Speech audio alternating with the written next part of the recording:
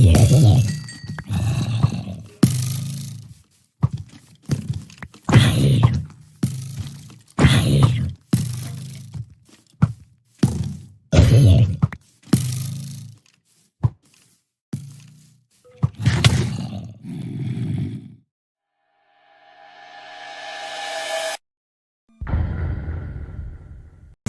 are left with a profit of around $276K every month.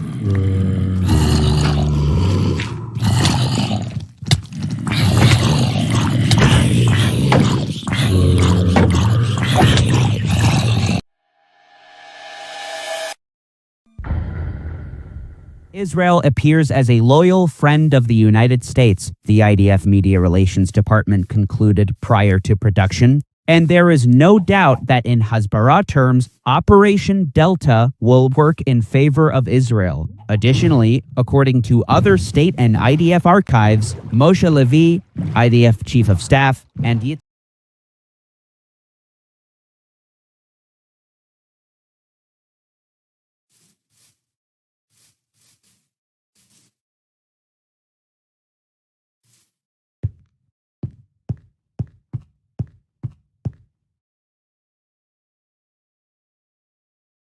now lived in the Jewish state. In addition, in making the most of the alliance between Ben-Hur and the Arab Sheikh Ilderim, the movie projected on screen two important Samson and Delilah, released in 1949, cost a whopping $3 million. The film was a smash hit, winning 2 Oscars. The script was partly based on the novel Judge and Fool by Ze'ev.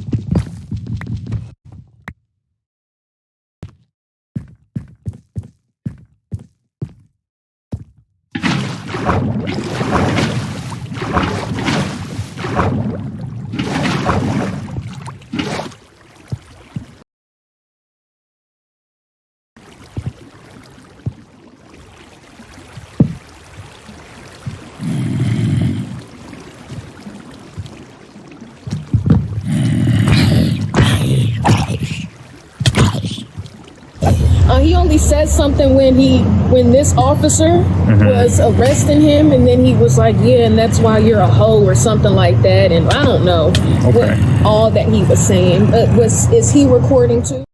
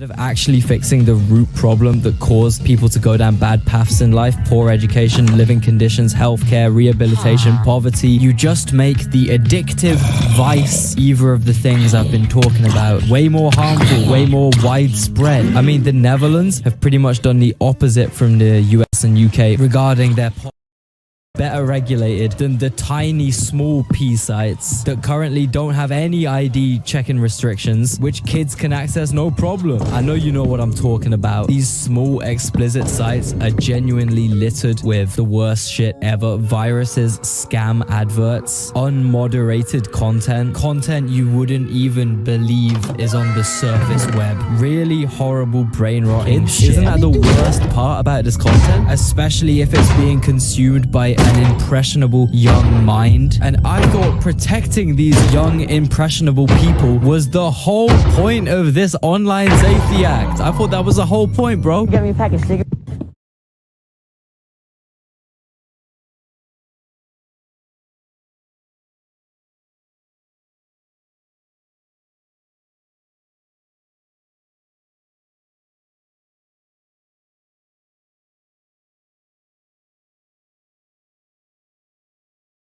But hey, bro, if your tweets contain too many swear words or too many spicy opinions,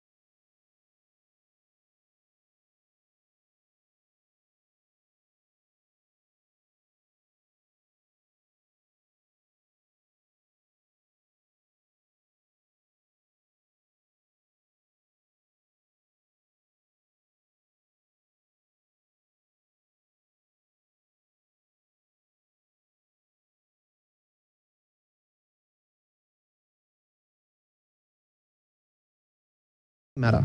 You need to identify the things that actually matter to you and realize that there's only so many things that you can ask your partner to change. You've got to be willing to adapt to who your partner is if you want to maintain a relationship. The successful relationships are those where the two people meet in the middle on as much as possible.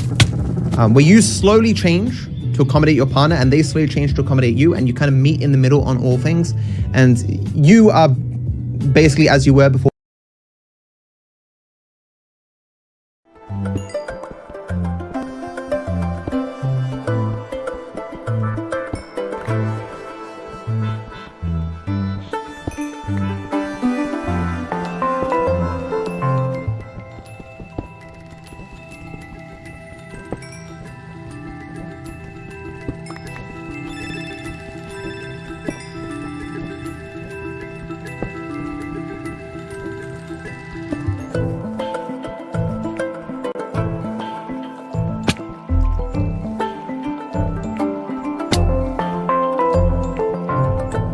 watch, which has remained almost exactly the same since the 1980s. The fonts, the LCD, and the teeny tiny thin case really makes this watch feel like it's about to go get a perm and watch Knight Rider. In terms of features,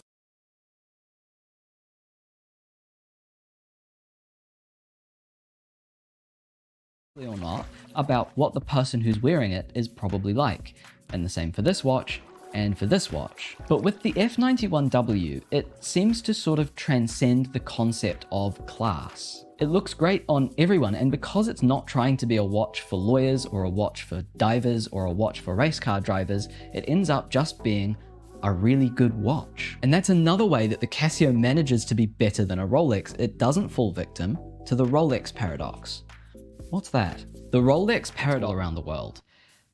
The real one is $20, people. The fact that there are people out there breaking the law to make $12 counterfeit watches might be a recession indicator. I don't know, I'm not the king of watch enthusiasts, but I have a pretty good theory as to why this is, especially now. Think about what we know about the Casio F91W. It's the simplest, most perfectly distilled watch. It's everything it needs to be and nothing more. And doesn't that just...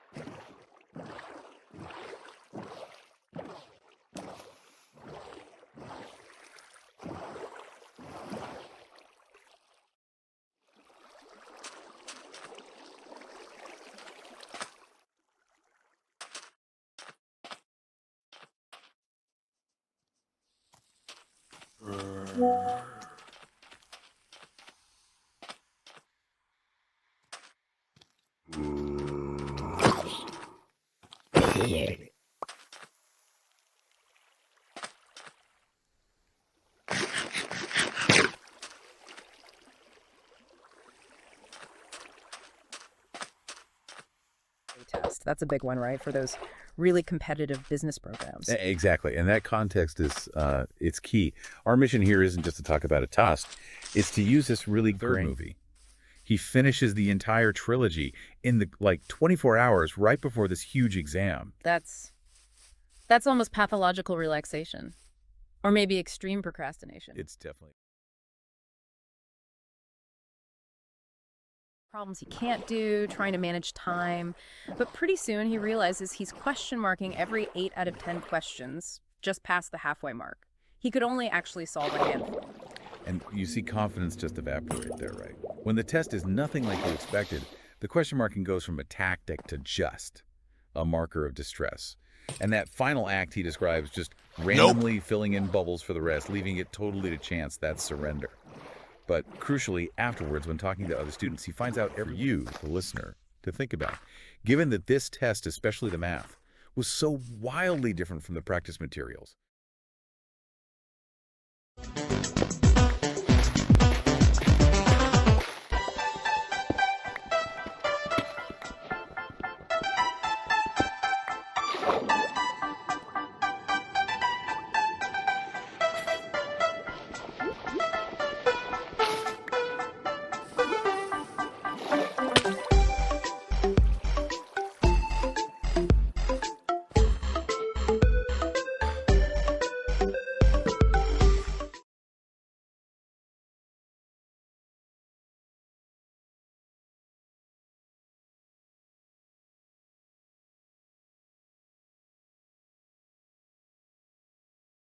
The ghoul really? Where does it come from?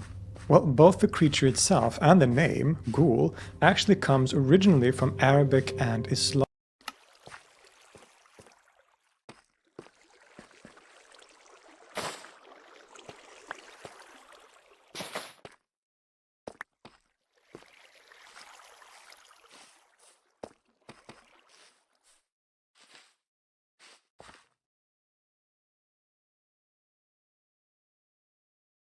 As I said, it is usually considered to come from Arabian culture, but there is some evidence and arguments that it may come from, or at least be connected, with an older creature from Mesopotamia called the Galu.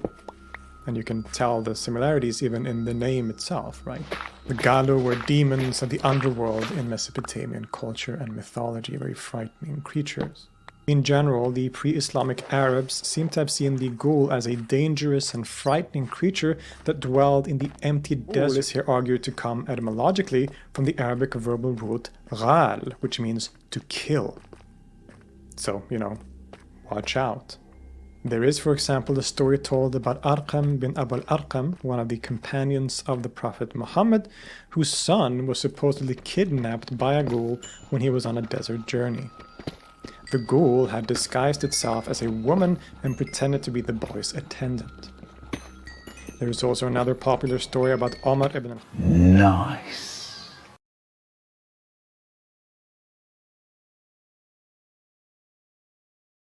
of the post-Islamic era. The Quran doesn't really mention ghouls at all, at least not directly, and the Hadith literature, the traditions of the sayings of the Prophet Muhammad, is unclear.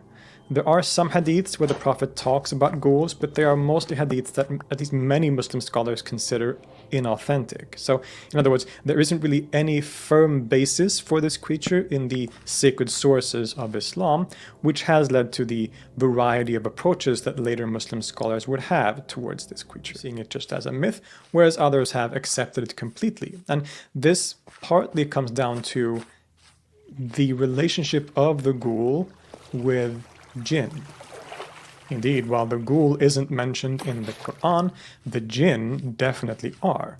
There is even a full surah of the Quran called the jinn. Jinn are, of course, a elusive being said to be created from smokeless fire and which are mostly invisible to human beings. They inhabit the world. Literature, it's basically part of normative Islamic belief that they are real. Of course, people have given different interpretations of them, even to the point of allegorizing or metaphorizing them, but a complete rejection of their existence is kind of out of the question. But when we look at different accounts and descriptions, there isn't full agreement on whether the ghoul is a species of jinn, or if it's a separate creature in itself.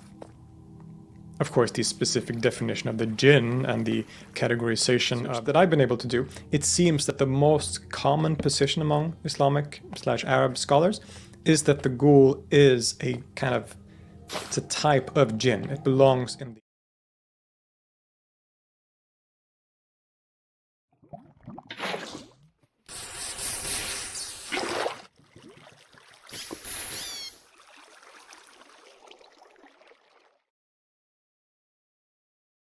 the Naites away from the path to hurt them or even kill them, right? There are stories where travelers are told that if they see smoke in the distance, they are never supposed to go toward the smoke because that could be a ghoul that's trying to lure them there. And they use different techniques to, lure people in, especially people alone wandering the deserts, and then they will kill them and sometimes even eat them. Al-Jahid. Among many of his other accomplishments, he wrote a book called Kitab al-Hayawan, the Book of Animals, a massive 7-volume zoological encyclopedia describing many animals and creatures of the world. And among many other things, he talks about the ghoul. In another article, the same author Arawi says, quote, he said the ghoul was believed to attract travelers by setting fire at night. Subsequently, the type of jinn, right? Specifically, if there's a jinn that does these things, leads travelers astray and shapeshift, then that jinn is called by the name ghoul, basically. And this is another common feature of the ghoul, the shape-shifting abilities. Many stories tell of how a ghoul can shapeshift into different creatures or even humans to fool travelers. We saw an example of this from before, where the ghoul pretended to be a woman to kidnap the boy or one of the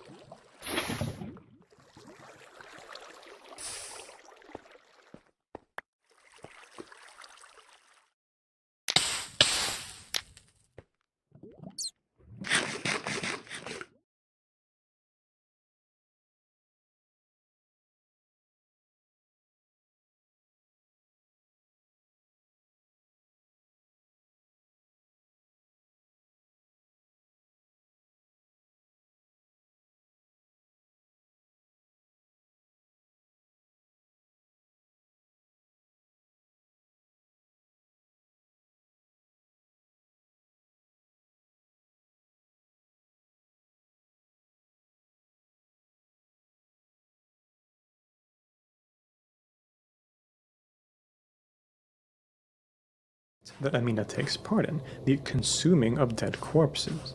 In fact, this has become another one of the most commonly attributed characteristics of ghouls and shows up in a lot of pop culture to this day. But there's a problem here. While the ghoul was certainly feared as being able to kill people, the idea that they dig up bodies and eat them is not really found in any traditional Arabic sources, and does not seem to have been a feature of the ghoul in classical Arabic and Islamic culture. You see, when we read the 1001 Nights, off the camel and she goes over the mount, but then she's gone for an hour. Which is, and this might go back to certain prayers that we find, I think, in some hadith literature with the Prophet. In those hadiths where the ghouls are mentioned, there are some where the hadith, or where the Prophet tells his companions the story of Sayyidina Nu'man. And today, as we said, the ghoul shows up frequently, if sometimes only by name, in movies and video games and other places. In its region of origin, the ghoul also remains a prominent feature of folklore. Perhaps not as widely believed in or widespread as in other eras of history, but especially in more rural areas where life is lived more traditionally, the ghoul is still feared, especially for those living in or at the edge of deserts, and make it look pretty damn good by today's standards using some pretty impressive graphical technology. But of course, it's not just that. There's actual games that I really enjoy, like Divine Frequency, which is one of the best sort of like horror games, not even released yet, on Doom. In fact, one of my favorite little shooters is Beyond Sunset, another game that is built off of Doom's source port engine. Now, the way that Doom actually functions is that there's a lot of, communities out there. There's a lot of, and gentlemen, one of the most popular projects, GZ Doom, is effectively all but dead. Why? Because of a few lines. The few code lines, a few piece of code snippets that killed a pretty big project. Today, it's an entire story of hubris, the ability of just not simply taking an L, which leads to just a whole litany of insane these projects like GZ Doom and LZ Doom. Which again, these are projects that have sort of come as successor projects. They've implemented more features, like access to other graphical APIs. This is, by the way, the best way to play Doom. Typically, you download or purchase Doom, get your WAD file, put it into these source ports, and you're just basically exposed to some pretty badass ways to up your Doom experience, right? So how did one of the most popular Doom source projects, a course of action, was to just fork the project? Now, in open source terms, that basically means you take a project that exists, you create a new branch, and people can either work on the original project or just move to the new branch and work there. I don't want to see the GZ Doom legacy die, as do most of us, hence why I think the best thing to do is continue development through a fork, while introducing a different developer model that highly favors transparent collaboration between multiple people. So one of the minds behind GZ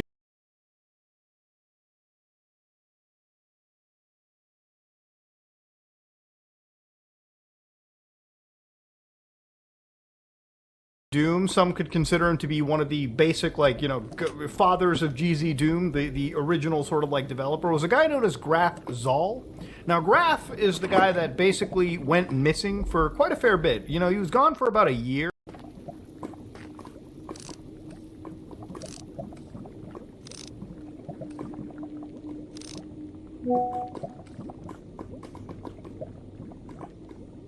Most recent Windows 11 updates are, which we will talk about, but not today.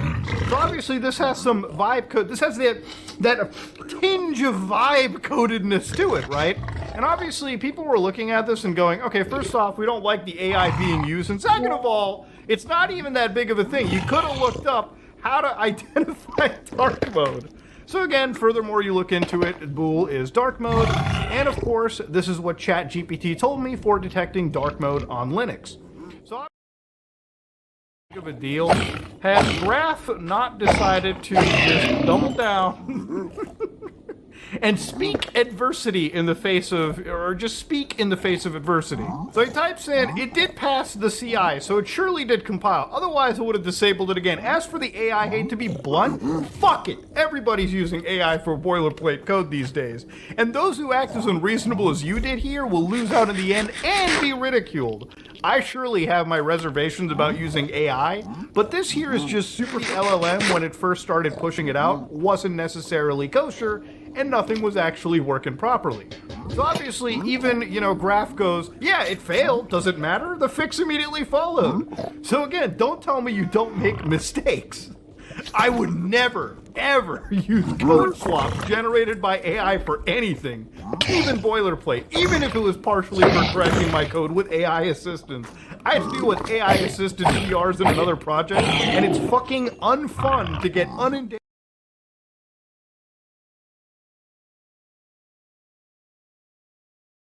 and spend my fucking hours trying to fix the mistakes the AI made. So obviously Graph was like, listen, the fucking code is gone. I excised the function from the repo, but don't think this will solve the AI problem. I know far too many developers that swear by AI tools and would not develop without them anymore. And he's absolutely true here, man. There's tons of developers, people that work for companies like Microsoft, Amazon, so on and so forth. I think most of the big tech companies in San Francisco typically just tell you